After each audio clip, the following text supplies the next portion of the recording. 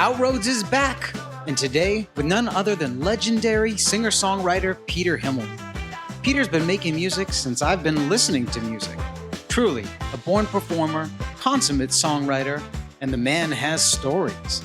There's a certain je ne sais quoi to Peter that inspires everyone he meets. And as a touring musician for going on half a century, he's met a lot of people. We talk artistry, anxiety, death and grief, fathers, sons, psychics, and record deals. Let's get into it. Thank you for making the time. This is exciting. I've been looking forward to this. I do looking forward to it too. I'm excited. I know. I have no idea what it is, but just the less you tell me in advance, the better. Well, if I tell you nothing, you know about as much as I do going into it. There's nothing. It's not a game show with a spinning wheel and a girl comes out and now you've got to jump over the thing and pudding and it suddenly got very Japanese. I like with a girl and the pudding. A bit of pudding. The whole thing. I like where you're going. Yeah. No, this came about because I saw you played the Mint not that long ago, and that was a venue that I hold dear to my heart because what feels like in another lifetime. I saw you at the Mint too. Way back. Yeah. And I was so happy going to your show. And I had this I didn't expect to feel this way. It was like this warm nostalgia, not only because I've been watching you perform my whole life, but also because there was someone that never left it. You know, I left it. It almost felt like revisiting an old gang when you've left the Snap. Yeah. And I was like, this guy, he never stopped. Get back into Snap so quick. Yeah, but it was such a great feeling. It wasn't, there's this idea like the high school reunion. I've moved on and look, they're all the same. I left that small town. There wasn't a hint of that. It felt like almost like going back to a monastery and seeing the monks that never left. You know, that they got it right. They stayed the course. That's how I kind of felt. And I was reflecting on the fact that, you know, you've been doing this since you were, I mean, obviously, like most musicians, since you could move your hands, you were playing music, but it was a professional endeavor for you since your teenage years, right? It was since like probably I had the double digits. I was 12. Yeah. When you said this is when I was serious. I mean, I don't know any kid that gets into something like that wasn't as serious as they are as adults about this stuff. It was a serious endeavor. You know, there was practice times, and there was no adult supervision. Had there been, I'm sure I would have quit a long time ago. They would have screwed everything up. Well, that's interesting because some kids are when they go the classical route.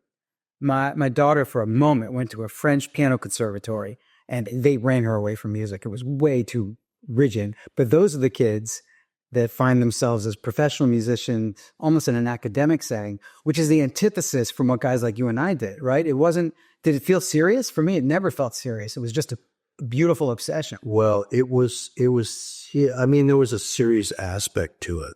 And certainly it was really fun and playful. And as I look back to it, so much about it had to do with relationships. Like the drummer that you saw, Andy Cannon. Yeah.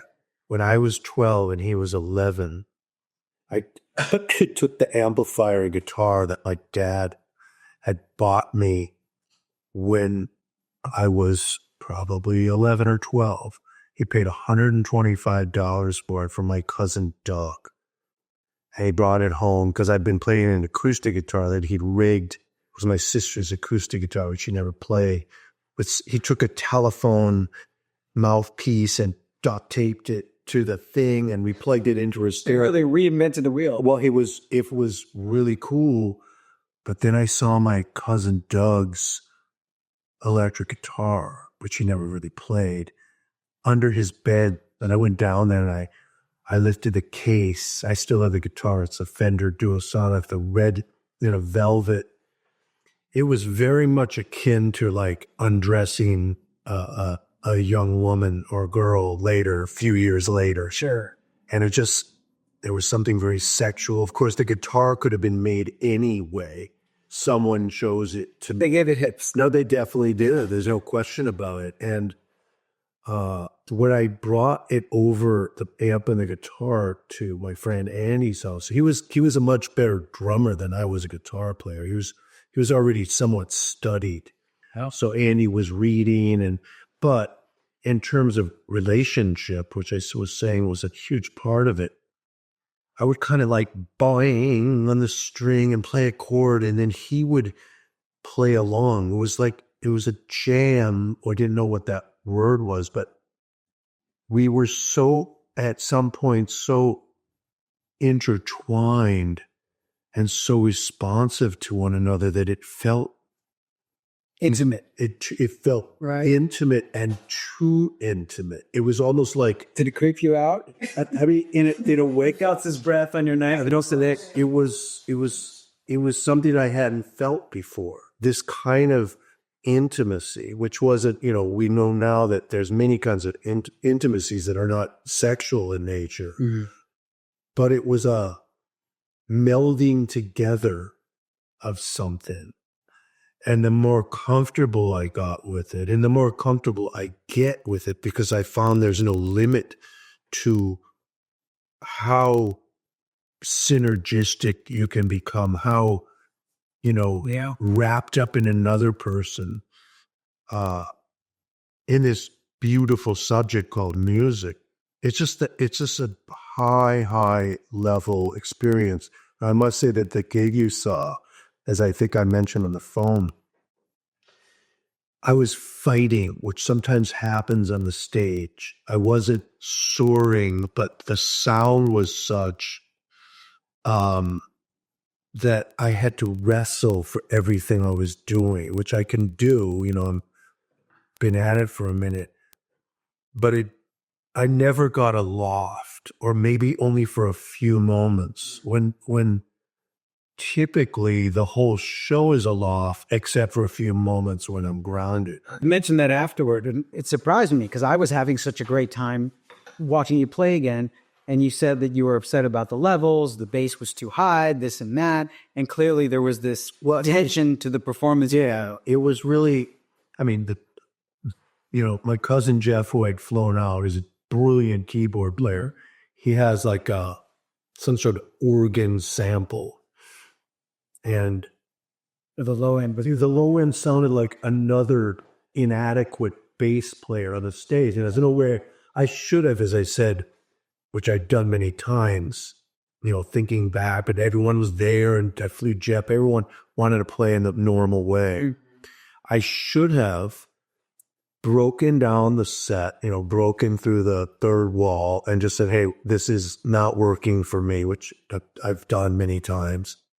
And taken my guitar, acoustic guitar, maybe with a little mic, the drummer could play and snare near me with that, brushes, and everything would have sucked in together. It would have been a different show.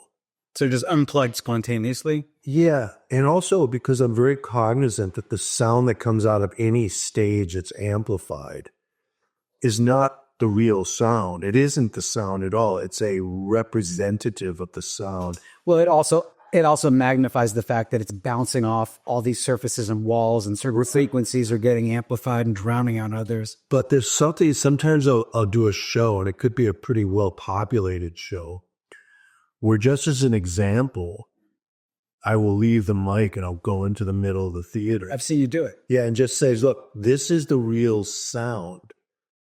And immediately the whole thing osmotically changes. The environment changes, the relationship with the audience. But the audience isn't safely voyeuristic ananymore. Yeah, You've entered them. And it's You go back to the sexual innuendo. and you can stay with them all day. The wall that wall of sound presents, which is powerful and there's so much good in it. Yeah. It also has a deterrent side to it, which is that it is a wall, and it destroys certain intimacies. And some of the songs that I like to play now are primarily songs that are quieter, that get across my lyrics, which I think are, a big part of what I do. Yeah. And the louder songs, I'll admit, it's very hard to make out. And it seems, it's ludicrous to me to understand that in the small club, you're amplifying it like it would be a giant rock concert. I mean, this has more to do with some ideological thing. What, that loud is cool? Well, this whole discussion and like the techniques of sound amplification, but loud is powerful. There's no question about it. It's visceral. Right, you feel it. You feel it, and that's good. Moving the air. But there is something that is equally as powerful, where you take things down. It's like to a quantum level. Mm-hmm. And I remember I used to play with this guy named Alexander O'Neill. But we used to do this thing, and I was 15 in the band. The band would be playing boom, boom, tak, boom, boom, ka. Yeah, and he'd be singing, and all of a sudden he had this magic thing. He'd go, like Prince did that. I mean, it's a James Brown thing where he'd pull up his finger and go bap, bap, bap. Or call out the... And he goes, really soft. And he go, hold that power, which was difficult to do so that... And you're holding the same power like a compressed star right here. It has the same weight. And it's a really magical thing. When you're in a giant amplified space, you're missing the color of true dynamics. It's hard to do. No, in some ways I feel like it's a matter of leaning, that you can press against your audience and have them leaning back because you're exerting power on them. And this leaning back, even emotionally, this implies, wow, look at that, right? They're moved by you. But that's easy to do. All you have to do is be brash or loud to get them to lean forward, right? When you quiet things down, now they're complicit. They're leaning forward. They want to hear. And that's in any art form. As you're trying to... It reminds me of that time with my drummer where it was weirdly intimate. And there's certain musicians, maybe they're younger, that either don't know that that's possible or they find it treacly or fey or something. What, the intimacy? Yeah, the intimacy to just go... But isn't that the heart of all improvised music, whether it's jam bands or jazz? Yeah. Like there's that telepathic element. It doesn't exist. But to draw in, I think I'm just thinking back to when I was a kid, playing at 22 or 19 in bars, and it wasn't part of my thinking, I don't think. It was sort of like the idea of dazzling and overwhelming and just... Dressing them back, yeah. I didn't even know if it was back, just sort of a lot of self-aggrandizement. And not in a, purely negative way. You're young and you have to scale certain heights and you have to accomplish certain things and things are strong. Or overcome insecurities. Yeah. That were constant and crippling. Yes, absolutely. That every human being has. There's no question about it. Yeah, but they do get amplified on stage. Or masked, which is good. Or in the best of cases, surmounted. But I think that's rare. Yeah, but I mean, sometimes somebody will say to me, isn't it difficult to write about such personal things or painful things? And it isn't difficult at all. It's more difficult for me to hold them in. But what makes it less difficult is that the whole thing is a camouflage or a duck blind behind which you can hide and say anything. The song is there saying these things. The book is there saying these things. I'm just here. I would say if they're shielded by the song or... Yeah. Well, referring to the book, which is, I have it right here. But this was immensely candid and frank and intimate. And you feel in some way it shields you more than exposes you?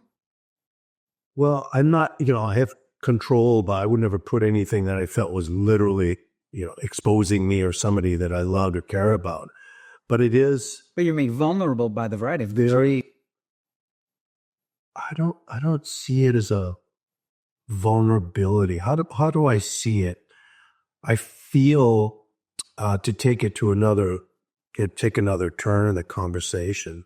At some point, I feel that I was gifted all these experiences and that I almost had a responsibility to share these feelings, which by nature are universal, whether they're beautiful or sad, and whether the particular experience that I've had is exactly the one that somebody else has. I'm trying to think about how many real emotions are there. Are there a dozen? I heard that anger is not considered an emotion. It's more physical. It's sort of just like a fingernail or some leaving. It's not really an intrinsic part of one's emotion. It's an expression of an emotion, like or the action to an emotion. Sadness is primary, and anger is just another wall. Okay, I'm talking about walls. Those, whatever they are, 8 or 10 strong feelings. Everybody's had them. So you're saying that the work, the career, the talent, however you want to put it, is all put in the service of giving voice to what others can't give voice to themselves. And that when you're exposing yourself, so to speak, through a song or through candid writing like this, in reality, you're actually drawing connections between yourself and others. You're not put aside by your experiences. You're revealing them as unique, and you're actually more alike those that read your writing or listen to your music than you were before. Yeah. Which is why you said, no, not exposed and vulnerable, more connected. Kind of going back to that idea that art, again, a loaded word, but writing and music connect. And exactly.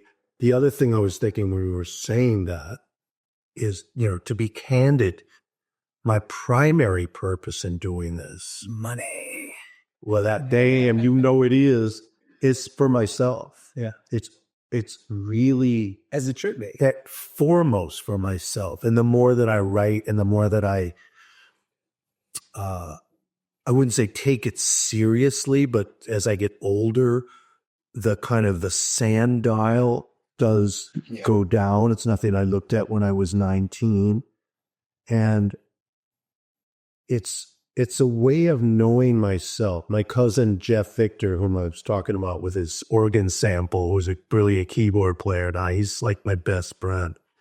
He said to me one day, which I completely understood and completely concurred with, but probably didn't have the guts to say to even him. He goes, look, I don't like to travel. I don't care. The fruits of my imagination, I paraphrase, are so rich that I'm fascinated by what's in my own mind. And I'm like, well, sounds like an avid drug user. I don't think he uses any drugs. I feel the same way, in a sense that the more I let go of these insecurities, as I said, which I have, and my anxiety, which I never thought I really had until my wife, as you know, Maria, she kept telling me, you're anxious. I'm thinking, I'm not. But like when you're in Minnesota and you feel snow and you're in the cold, you don't really notice that it's cold. It's just, that's what's there. You put on a coat. And if you have terrible anxiety, it becomes you become baseline. You come back and inert to it. So when I started to deal with my anxiety, not to go into a psychological thing, but just this idea of energy distribution, I used to obsess about these tiny things, and in their absence, I just found this hidden wellspring, about which I want to say, did you ever have one of these dreams where you open a door in your kitchen? It's like, why didn't I ever open that door? And I remember having 2 dreams like that. One was just blatant metaphors. Well, no, why didn't I go through this door down the stairs? And I had this literal dream. Yeah. And there's like this 3 Hammond organs in this gorgeous studio dome. Why didn't I ever open the door? I didn't even know. And I feel in some way that I found that studio with those Hammond organs and somehow that field in this new energy source that I found in the absence of the energy I was using You say with anxiety. clearing out the pattern of anxiety. Yeah. Did the writing change? Did the performance? Yeah, everything changed. Yeah. Yeah. I started to value what I was doing in a way that I hadn't for many, many years. I just, Because it wasn't so goal oriented. I don't know. Yeah. Like what it was that I hadn't achieved. It was also through working with other musicians. Some of them are noteworthy that would like say, yeah, you're one of my favorite songwriters. It's like, you got to be kidding. I'm just a guy that makes eggs in the morning and feels shitty about what he's doing. Like, I mean, it does take sometimes. Everyone's like, wow, you don't need any outside reinforcement. That's only something that somebody who doesn't do things that need validation do. Nobody doesn't need it. I've never met a human being in my life, unless they had some like psychosis. Because by nature we're pack animal. Well, we're human beings. This is our nature, to save our lives from being together. And Wait, to save our lives from being together? What do by being together. Oh, I see. Mm-hmm. Yeah. And without it, So seeking acceptance. isn't just like a trite thing. I mean, we've seen the explosion of it on social media. It's just that you've taken a normal human sort of desire to be acknowledged and validated, and you've seen it warp out to crazy degrees. But we can't live, at least not anything resembling well, without some social structure, be it a family or friends or community. It's true, but especially for someone that's in the arts, as you've spent your life, like a musician, and I glean this from the book, it's a bit of a double-edged sword, because while we're, frank about the fact that you need to seek validation if you're trying to communicate a song or a story or even, a painting, you want it to resonate with people. On the other hand, it can just be fuel for the ego. And if you're in this out of a pursuit of fame or music, as probably every child who decides to become a musician is at some point, don't you reach a point of spiritual bankruptcy? You wrote about this. You wrote about a turning point in your career, right? I think it had to do with you seeing a couple of psychics. Do you remember the story? Sure, I do. Yeah. I can tell you about it, because I got the impression that you went from pursuing rock godhood to some degree. You went from seeking fame to just seeking, and that was a big shift.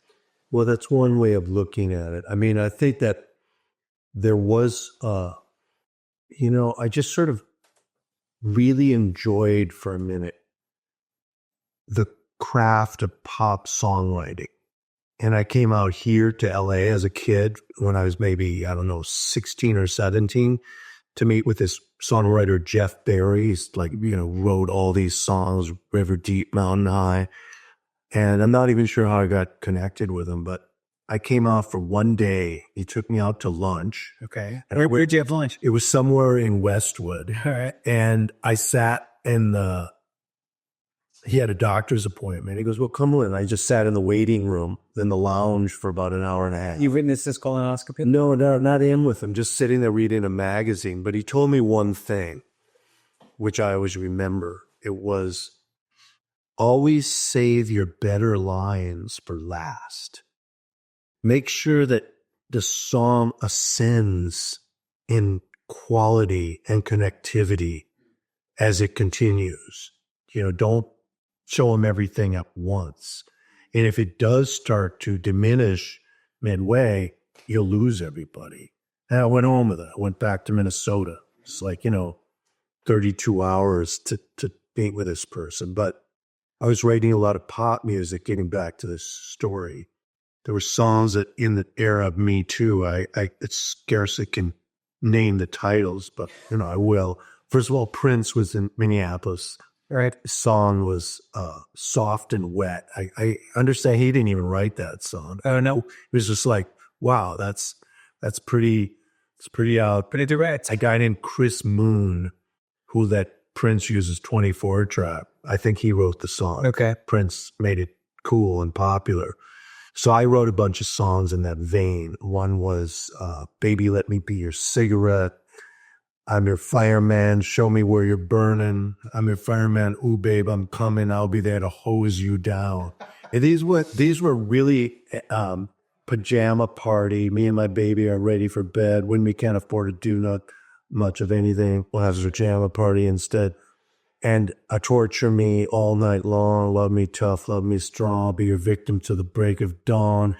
And those were like getting seen by people at Warner Brothers, and they were like doing things, and the whole thing was fun. This is what I was bringing to the band. Yeah. So our band moved out of Minneapolis after my dad had died after a prolonged stint with lymphoma. I delayed, leaving because why would you do that? So we moved out to New Jersey like the monkeys. We had a station wagon and a cube van. The roadies came with us. I was always directing people like that. Here's what's going to happen now. Okay. Here's what we're going to do. And years past, we're going to make a double album. And we did. We did all these things. And by the way, some guy just sent me 185 photos from that period, which I'll show you at some point. I can't believe the hair. Well, the hair for sure. And the memories that it brought back. And most of the memories weren't so much about the music. It came back to these relationships. Yeah. So we were living like the monkeys, making this music and making a name for ourselves slowly on the East Coast. And I get a call from this woman. Her name is Ruth Grosh. And she changed her name to Rachel Oa. And she was living with some like Native American tribe and somewhere in like Ottawa. Okay. And she's a Jewish woman. She was really old at the time. I was like 23. She was maybe 40. She was really old. Yeah. And she created this bear called Spinoza Bear. Oh, yeah. And Spinoza Bear, did you have one? No, but I remember the story. Yes. Yeah, so Spinoza Bear was this, fur. This was like pre-Teddy Ruxpin. Yeah, it was the bear. Yeah, it was pre or post, but it was a much better bear, which I'll explain, a much more fulsome bear. It had fur and it had a little tape deck in its stomach, which sounds primitive, but I must say that every technology that we're using, even right now, which that feels cool, will soon feel. Here's the Gemini, yeah. Yeah, but that was really something at the time. You turn a little button on its stomach, which had a heart on it, and there was a voice, and there was music. So Ruth wanted me to write all these songs. And I, there was lucre to be had, and I needed it, and she was willing to pay. And then it was decided that I would voice the bear. Hi, I'm Spinoza Bear. And I sang all the songs and produced them. And that was the seed money that we used to go to New Jersey. All of them. You and the band. The band and I, the roadies. So we're in a house, the band house, eating dinner. And the phone rings. And Peter, it's for you. Obviously it's pre-cell phone. It was 19. What was it? It's like 1983 or something. And it's Ruth Grosh, and she says to me in this kind of funny, frank way, well, I just met with these psychics, and they were concerned about you. Like, do they know me? No, but they're psychic, So I'm like, whatever. I'm ready to get back to my dinner. That's already a bit of a sketch. And but they said they were concerned that you were going to leave the planet soon. I'm like, well, are they suggesting that I'm like going to die? I think that's what they're saying. I'm like, I was in a pretty depressed place too. I mean, my dad had just died, and that's a whole other story. He was like a heroic figure, not only to me, but to everyone. He was literally a tragedy. He was young. He was like 53 when he died. Oh, I didn't know that. Yeah. And he died the day after I turned 24. Yeah. So Ruth says, well, they'd like to speak with you. And I'm like, no. Yeah, I guess I'm going to be in Minnesota like in a week anyway. This was probably a couple years after my dad had died now. And so there's apparently an appointment for me to meet. There are two of them. It's a tag team psychic, husband and wife. Yeah, more reliable that way. So checks and balances. Yes. So that they keep everyone honest. So that morning, my mother was having her first date, the first date that she'd ever had since she'd married my mom. I think she was 18 when she married my mom, or 19. And she married your dad. Yeah, with my dad, right. She didn't marry my mom, although in some way a person does marry themselves to a long life of self-reflection. But she was flitting around the house in a way that my mother she's a pretty sober person normally. And she was, does this dress look good on me? And she's all nervous. That must have been uncomfortable. Very uncomfortable for me. And she was nervous, but she was excited to do this. I mean, I felt for her because she needs to get out into the world. She was probably, 51 or something. She's still a young woman. But who's this guy? He was the contrabass player at the Minnesota Symphony. And, that was that. And the car honks and it's Ruth Grosh coming, or she was later Rachel Oa. She was coming to take me to the psychics, and bye, Mom. And what the hell's with her? So we get to the psychics, and I walk up the carpeted steps into their townhouse. It's one of those things. You walk into the living room and there's shag carpet and there's two chairs. Crystals? No, I don't think they were crystal types. No. Were they the bead psychics? They just used their whole bodies and beings. And there were two chairs, sort of leatherette, and I was sitting between them. So they were on either side, and I was sort of like the dunce here. And I'm like, what the hell? So they had this introductory sort of thing that they did. I don't know if they did it all the time, but they did it with me. We just want to, ask you a few questions, just kind of get loose and comfortable, show you what we do. All right. If you say a name, we'll tell you about the person. Tell you some things about the person. This is so ballsy. I saw a psychic once. There was no show. No, this was like, you just see it. This is whatever it was. Yeah.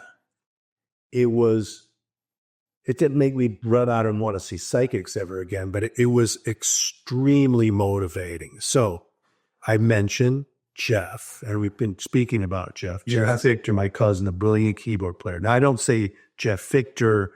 They don't know. I just said Jeff. And they don't know, they couldn't know, because very few people know, that he suffered for years and years since he was young with these tics. And the tics were so pronounced, and he was so sort of funny about them. And we were both, we named some of the tics, he and I. This one was called Reckless Greeter, where he would go like this, and he'd have to stretch out his hand. Okay. Then there was one called Southerner, where he would have to go like this and pointing down, and he was pointing down south. The other one was Around the World, which was really strange, and his eyes would roll around in his head. That was the worst. And all of a sudden, it just sounds like this didn't happen, but it did. So the woman, and he's a genius musician. Your cousin. Far advanced from what I am, for sure. And the husband says, like he said, like in a demi trance, and goes, he can't stop the music. And the wife is like, he's inside the music. I'm like, what the fuck? And the husband goes, he makes the motion? He makes the motions. And here's another one that he did with this thing with his mouth. I forgot the name of that. It was like, but he's replicating the tics. She's replicating the tics, and it's Reckless Greeter, it's Southerner, and I'm like, okay, holy shit. Yeah, this is a hard left moment. It gets a lot deeper right now. And then he says, well, would you like to name another? I named another person. It was something not as dramatic. He said, well, do you want to name one more? And I said, This is insane. Beverly. Just first name. And they're both now giggling. Together, giggling at the sound of my bereaved mother's name. Oh, this is your mother, Beverly. Yeah. And they're saying she's doing something that she is excited about, but she's afraid of. Come on. This is Back and nuts. And then chills. Almost in unison, they say, she's acting like a schoolgirl, which is exactly what I was thinking.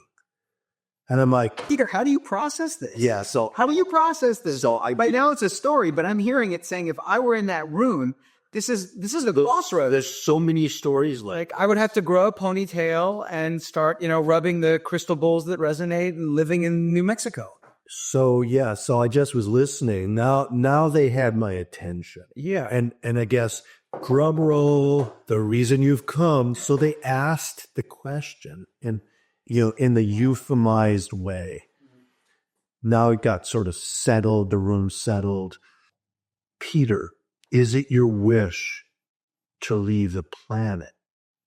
Well, And I really started thinking about it because I started feeling how depressed I really was. And it wasn't an instantaneous answer. yeah. And I thought about it and I said, no, I it's not my wish. I don't want to leave the planet. And they were kind of relieved. And the woman said, and how she knew this, I had no idea. She said, well, the woman says, you've been making music that you think will sell, but you have been unfaithful to your muse, something like that. And you love blues and you love reggae and you love music that isn't so tongue-in-cheek. And we think, the husband says, that music is more important to you than you know. And were you to stay on this path, we think that it might shorten your stay here. Wow.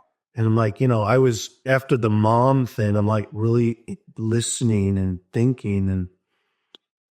And then I remember I'd written a song for my dad on his last Father's Day. His prognosis was like 4 months from diagnosis. He lived for 4 years. And, I can't tell you enough about my dad.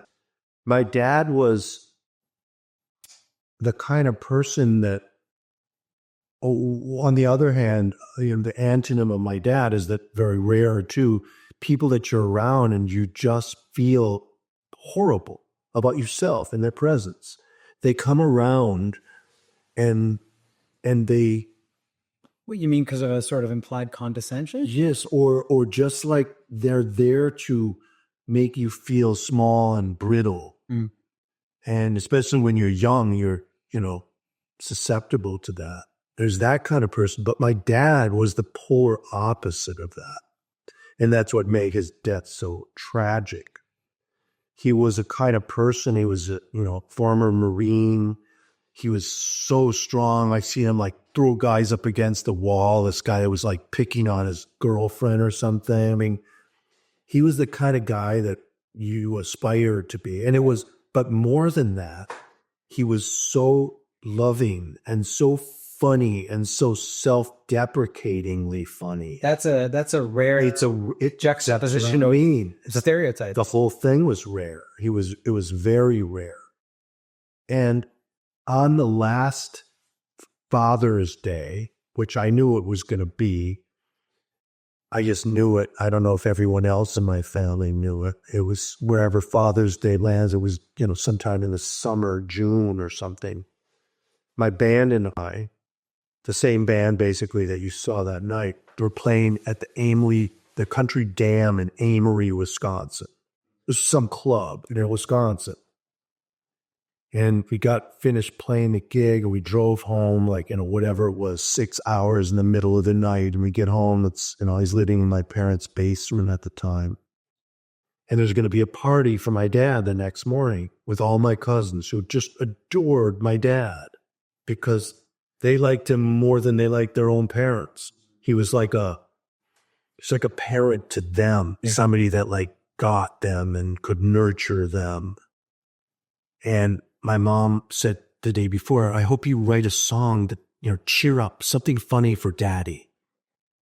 I'm like, whatever. I get home, it's like 4 or 5 in the morning. No song, I didn't write a funny song and didn't think I could anyway. I bought no tie in advance, no cologne. So I figure it's too late now to go to sleep. So I grab my guitar. It's just after the gig and even the sun is just coming up through the window wells. It's Minnesota. And I start, how it is when you're writing a song, you just blumble about and sometimes just something comes. And, I didn't even know what it was at first, which is the best way to go. And it was a love song from my dad, like a whole confessional. Very, very well crafted little song, I must say. And I recorded it on a 4-track Porta Studio, 4-track cassette, also great technology. And I recorded it once on this nylon string guitar that I had. And I started crying at the end of the song. And this is a very fateful move. Of course, I don't want anyone to hear me crying. I'm too young for that on an actual tape. I just started blubbering at the end. I did make it through to the end. And I was reaching to do it over, right. I was just no, fuck it. One take. This is the song. And I brought that song up to the party the next day. My mom, there was orange juice on the table and there was lox and bagels. It was one of these Jewish things. It was Father's Day. And I popped the cassette in. And one of the astounding things one of the great astounding things that have happened to me, just from the tape hiss alone, everyone started crying.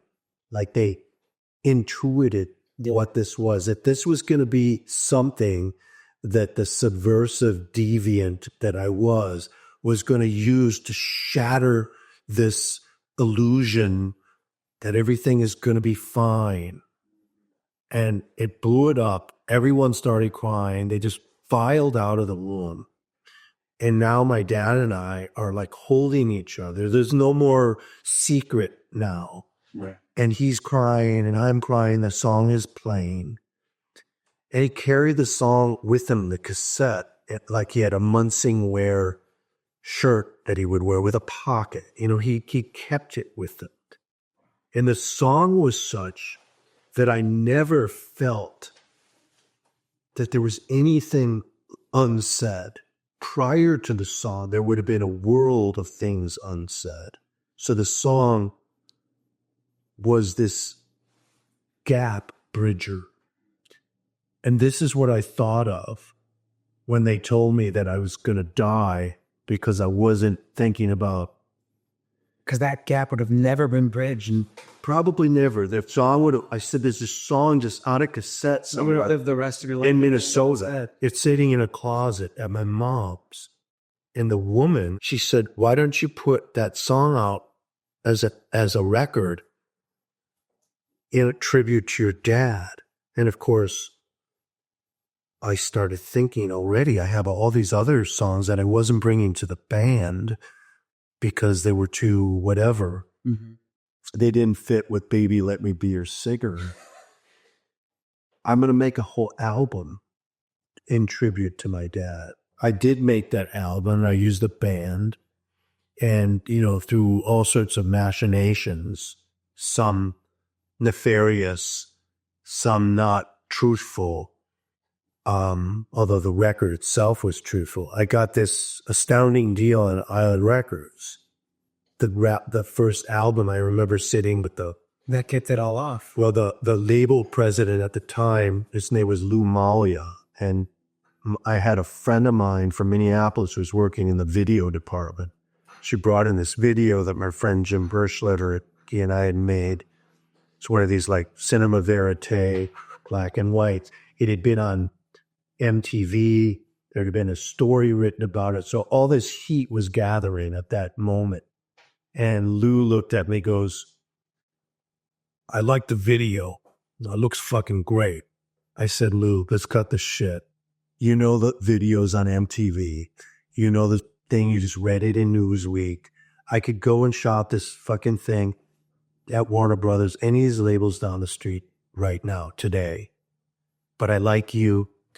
And if you'll promise me a multi-record deal with this record to my dad, as is, artwork and everything, I'll do it right now. We'll sign today. Goes, all right. Meet at the Sherry Netherlands. I'm going to introduce you to Chris Blackwell. And that was how that happened. Wow. I go to Chris Blackwell. He comes out after like a half hour. We're in his like massive hotel room. Comes out in a bathrobe and he's eating chocolate-covered strawberries. He goes, Peter, I saw the video. It was good, quite good. He hands me a strawberry. Welcome aboard Island Records. And then he leaves. Wow. Yeah, and that's what happens when you go to a psychic. But in order to go to a psychic, you have to know how to play music, and you have to get somehow providentially connected. I think with a woman who makes a teddy bear. You just have to say yes and walk through that door you've talked about dreaming. You could have easily said no. I would have said no. You have to say yes so much more often than you say no. Yeah, you have to suspend disbelief. I would have thought psychics, bullshit. I'm not embarrassing myself. No. And that's the cynic skeptic in me. But in the end, regardless of efficacy, I can't explain that experience. Look what it did to you. It seems to me, thus far, and I haven't lived as much of it as you have, and that's part of why these conversations interest me. But it seems to me like life, it doesn't hit cruise control, but you're slightly below water. And then there are these moments where you pop above water and you sight based on landmarks, and then you cruise again. And whether you do that voluntarily or whether you're moved by a tide, but there are these moments where all of a sudden you do have the ability to change drastically. And then you commit your back. You have a choice. As you said, I love what you're seeing as a periscoper. You come out, you look around, and everything's changed or something has changed that allows you a choice. And there's never a choice, by the way, in that situation that isn't extremely difficult and fear-invoking. That it wouldn't be a choice. Choices are not between, two easy things. There's always something that demands more of you than you had put forth before. Well, there has to be an opportunity cost. If you choose something, you're giving up a lot of other things. And I've given up a lot of things. Yes. Likewise. I mean, one of the things I gave up for a choice was to keep Shabbos, keep the Jewish Sabbath. And I told the same record company guy, Lou Malia, I was like, Lou, I'm starting to keep this thing called Shabbos. And Lou had been around Jews, he's in the record business. He goes, fucking Shabbos. I started laughing like, what the fuck? He was a lot of invective. He's an Italian guy. And I said, look, it's funny, I know, and I'm pretty serious. And then since he was like a lapsed Catholic, we got deep into it. And when he saw that I was really serious about it, and then over time, consistently serious about it, not playing on Friday night, which made his whole job next to impossible, he was such a great champion of mine. Really? He was a champion of mine. Yeah. It's interesting. We're talking about religion now.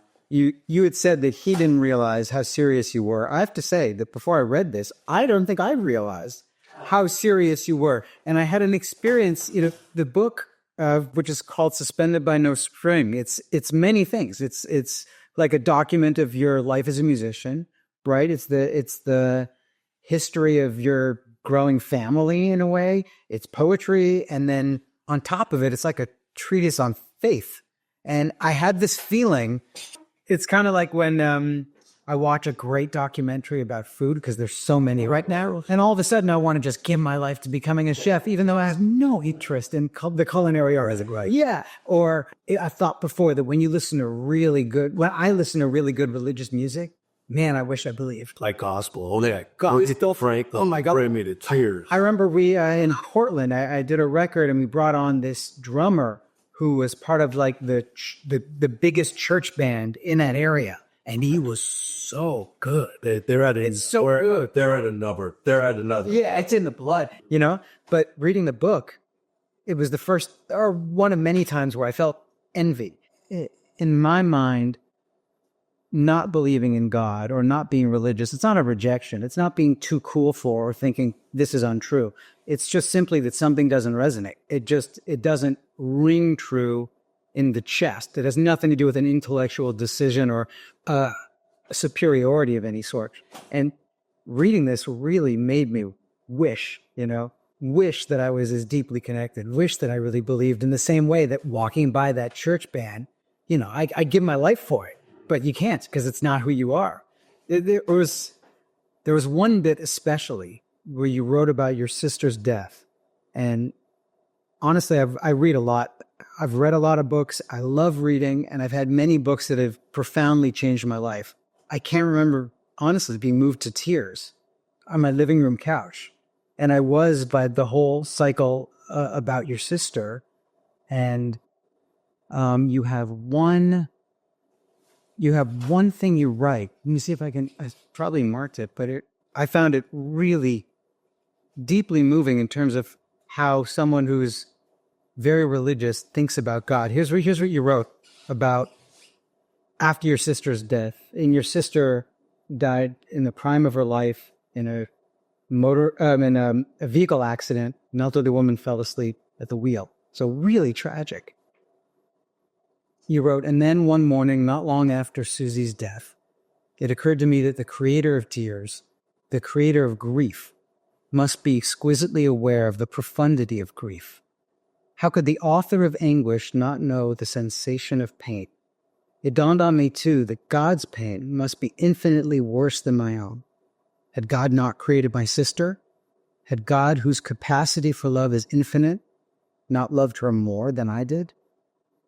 That for me was really moving. The idea that whatever religion or God means to you, it's not simply this kind of childish anthropomorphic embodiment of goodness, but it's simply the wellspring of all experience, the good and the bad, the tragic as much as the joy. So often I think belief can be, oversimplified. I wasn't intending to talk about any of this religious level, but I remembered that line. The idea of God grieving for something that most people would hold a God accountable for. I thought that was very nuanced.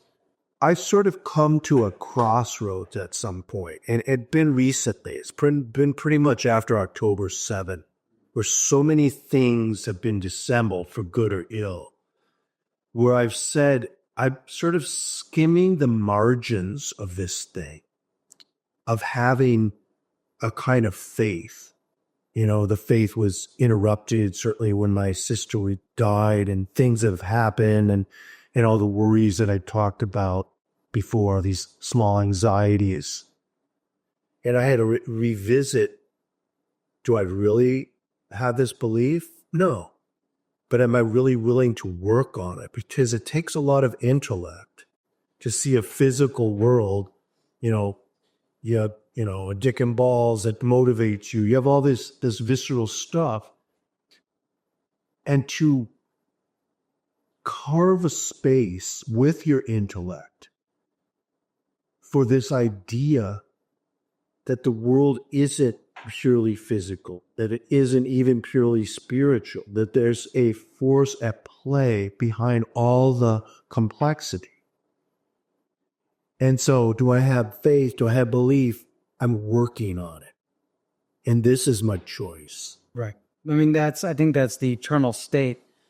I suppose not. I suppose there's fanatical believers, but it seems to me like most people of the cloth, so to speak, most religious people are constantly. I mean, that's, The concepts they're upholding themselves.